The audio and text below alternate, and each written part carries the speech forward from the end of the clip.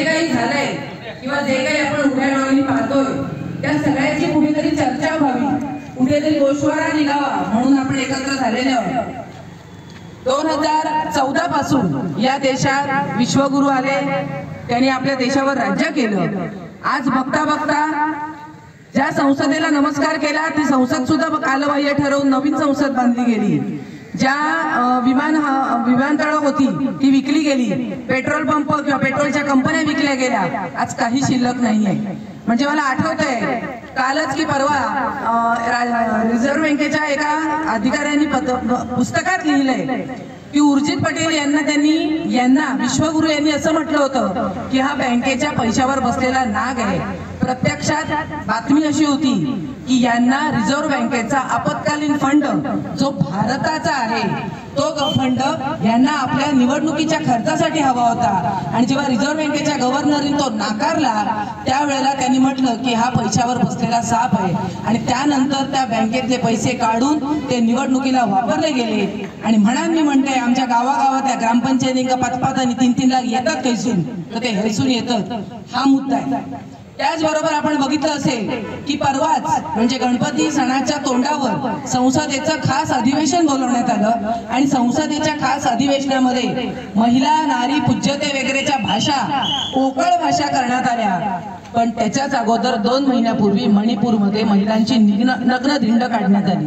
मग ज्या महिलांची नग्न धिंड काढण्यात आली ती महिला पूज्य नव्हती का? मग तिथे महिलांना बघायला सुद्धा न जाणारे पंतप्रधान संसदेत मात्र महिला ही देवी आहे म्हणून गुणगौरव करतात, महिला आरक्षणाचा चुना लावतात.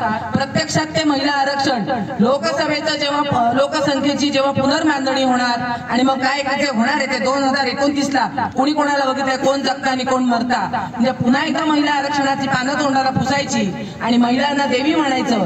आणि संसदेच्या बाहेर त्या मणिपूरमध्ये माझी महिला नग्न धिंड काढली जाते, तिची साधी चौकशी करायची नाही. हे चाललंय आपल्या देशात. याबद्दल तुम्ही चर्चा करायला हवी, याबद्दल तुम्ही प्रश्न विचारायला हवे. आमच्या देशाची शान असलेल्या महिला खेळाडू जेव्हा एका बलात्कारी माणसाच्या विरोधात संसदेच्या बाहेर आंदोलन करतात तर त्यांचं आंदोलन चिरडलं जातं, त्यांना लाथाबुक्क्यांनी मारलं जातं आणि त्यांच्यावर अत्याचार करणारा संसदेच्या उद्घाटनासाठी आतमध्ये बसलेला असतो. याबद्दल लोकांनी चर्चा करायला हवी. कुठे आहेत माझी नारी ही पूज्यते म्हणणारी माणसं? ज्या वेळेला मणिपूरमध्ये अत्याचार होतो संसदेत 35 सेकंद सुद्धा त्याच्यावर बोललं जात नाही. दुसऱ्या अर्थाने म्हणायला गेलं तर ज्या उद्धव साहेबांनी 2.5 वर्षाच्या कालखंडातला जवळजवळ 2 वर्षाचा कालखंड हा पूर्ण कोरोना काळाचा गेला, त्या कोरोना काळात सुद्धा ज्या वेळेला आम्ही अतिशय सुंदर रीतीने आमच्या कोरोना काळातल्या रोगाचं माणसांशी संबंध साधून मी तुमचा कुटुंब प्रमुख आहे असं सांगून तुमच्याशी संवाद साधणारे उद्धव ठाकरे असतील. आणि त्याच वेळेला ज्यांच्या मतदारसंघात गंगा येते, ज्या हातात आरती घेऊन गंगेचं अर्धा तास पूजन करतात, त्या गंगेत प्रेत वाहत होती हे तुम्ही विचारायला पाहिजे. पण ज्या वेळेला गंगेत प्रेत वाहत होती तेव्हा आमच्या महाराष्ट्रामध्ये जिल्ह्यामध्ये ऑक्सिजन प्लांट उभे राहत होते. हे आम्ही करून दाखवलं होतं. आज काय परिस्थिती आहे याचा विचार करा. मी सकाळचंच उदाहरण देते. एसटीचे फळकुटा असत ना त्याच्यावर गावाची नावं पुठ्यावर लिहिलेली आहेत, पण एसटीच्या डब्यावर मात्र पत्र्यावर मुख्यमंत्र्यांची तोंड आहेत. म्हणजे जो पत्रा खरं तर गावाची नावं लिहायला पाहिजे तिथे मुख्यमंत्र्यांची शायनिंग चालू आहे. कुठे ठेवून ठेवलाय माझा महाराष्ट्र हे तुम्ही जनतेला विचारलं पाहिजे. म्हणजे स्त्रियांवरील अत्याचार थांबलेले नाहीत. महागाईची गोष्ट आज इथे आपल्या समोर महिला आहेत, मी त्यांना तुमच्या समोरच विचारते, मला खरं सांगा गॅसचे भाव कमी झालेत का मॅडम? अजून वाढले. म्हणजे जो गॅस 350 रुपयाला होता तोच गॅस आज 1200 रुपये आहे. 1200 ते 200 कमी करायचे म्हणजे साडीचा सेल लावल्यासारखं प्रकारा 100ची साडी 150 करायचे, 10 रुपये कमी करून 140ला सेल म्हणून सांगायचा.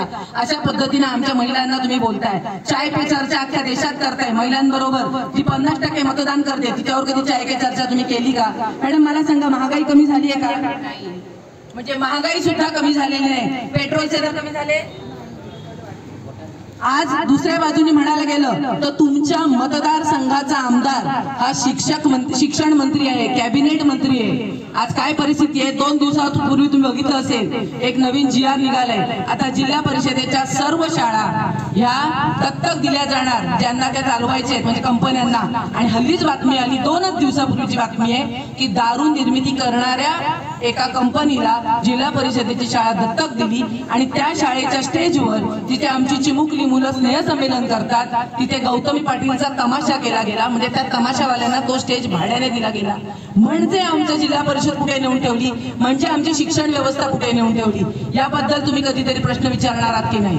आज जेव्हा आमच्या संपूर्ण सिंधुदुर्ग जिल्ह्यामध्ये शून्य शिक्षक अभियान सुरू झालं, शिक्षक निघून गेले, शाळांमध्ये एकही शिक्षक बाकी नव्हता, त्यावेळेला जेव्हा शिवसेनेने हे आंदोलन केलं आणि आम्ही शासनाला जाग आणून दिली की आम्हाला शिक्षक द्या, शिक्षक नसतील तर माझ्या जिल्ह्यातला जो डीएड आणि बीएडचा बेरोजगार आहे त्यांना मानधन तत्वावर घ्या. त्याच वेळेला आमच्या जिल्ह्याचे माजी पालकमंत्री, तुमचे आमदार आणि महाराष्ट्राचे शिक्षण मंत्री यांनी सांगितलं की जे रिटायर्ड शिक्षक आहेत, ज्यांना पेन्शन आहे, त्यांनी यायचं आणि वर्गातल्या मुलांना शिकवायचंय. का शिकवायचंय?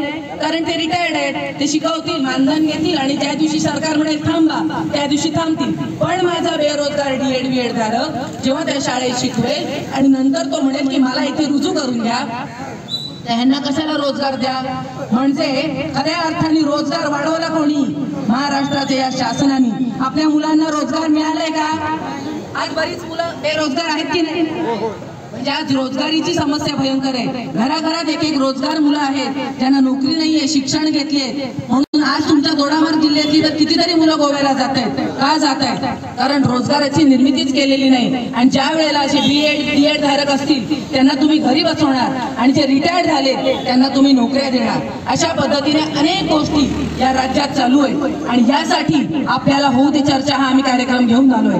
तुम्हाला प्रश्न विचारतोय, तुम्ही तुमच्या मनाला विचारा, तुमच्या गावात जाऊन सांगा, तर तुम्हाला कळेल की खऱ्या अर्थाने काय चाललंय. आज सगळं विकायला निघालेत, लोकांना रोजगार नाहीयेत, शिक्षणाच्या संधी नाहीयेत, महागाई वाढलीये. तुम्हाला काही वर्षापूर्वी आठवत असेल 35 रुपयाची तूर डाळ 180 रुपये झाली. त्यावेळेला जी होती 35 रुपये होती, त्यावेळेला ती अदानीने विकत घेतली, त्याचा टंचाई निर्माण केली आणि मग तीच आम्हाला 180 रुपयांनी विकली. आज माझा शेतकऱ्याचा पीक विमा असेल, त्या पीक विम्याचा लाभ शेतकऱ्यांना मिळतो का? ज्यांनी व्यवस्थित कर्ज भरलंय त्यांना सानुग्रह अनुदान मिळालंय का? काही मिळालेलं नाहीये. दुसऱ्या बाजूने विचार करायला गेलं तर तौक्ते वादळात, उद्धव साहेबांच्या काळात तौक्ते वादळाचे पैसे पहिला टप्पा आपल्या सगळ्या जनतेला मिळाला, दुसरा टप्पा आजही मिळालेला नाहीये. म्हणजे खऱ्या अर्थाने हे शासन आमचं आहे की 50 खोकेवाल्यांचं आहे हेच कळत नाहीये. त्यामुळे 2024ला ही सगळी माणसं तुमच्या दारात येणार आहेत मतदान द्या म्हणून सांगायला, खिशातनं पुडकी काढायला, तो हरामाचा पैसा खिशातनं बाहेर काढून तुमच्या हातात टेकवायला. तेव्हा विचारा त्यांना हे प्रश्न, कुठे ठेवलात पेट्रोल डिझेलची महागाई आणून, कुठे ठेवलात महागाई आणून, कुठे माझा बेरोजगार पोराला तुम्ही रोजगार दिलात, काय खायचं आम्ही? आज जेव्हा आमच्यावर संकट येतात तेव्हा तुम्ही कुठे असता? मला या दोडामागच्या जनतेला पण विचारायचंय.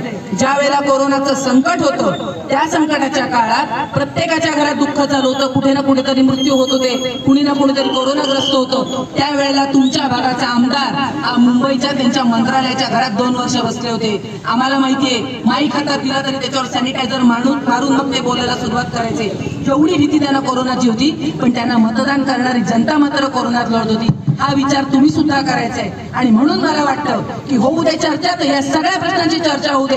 जेव्हा तुमच्या दारात येतील तेव्हा हा प्रश्न सुद्धा तुम्ही त्यांना विचारायचा आहे की नेमकं काय करताय आणि नेमकं कोणासाठी करताय, की स्वतःचेच खिसे भरताय? हा प्रश्न विचारण्याची गरज आहे. खरं तर आज या ठिकाणी अनेक मान्यवर उपस्थित आहेत, प्रत्येक जण आपापल्या परीने बोलणार आहे. पण एक मुस्लिम मतदार म्हणून या भारताचे 50% नागरिक स्त्रिया असताना त्यांच्या वतीने मी बोलते आणि म्हणून सांगते की हे प्रश्न सुरू करा आणि या प्रश्नाची चर्चा घराघरात व्हायला पाहिजे. आणि हे प्रश्न तुम्ही स्वतःला विचारा, खरंच या प्रश्नांची उत्तर मिळाली का? आपण ज्याला मतदान करतो तो खरंच आमच्या उपयोगी पडतोय का? या सगळ्यावर विचार करा आणि 2024ला दाखवून द्या, एवढं सांगते आणि थांबते. जय हिंद, जय महाराष्ट्र.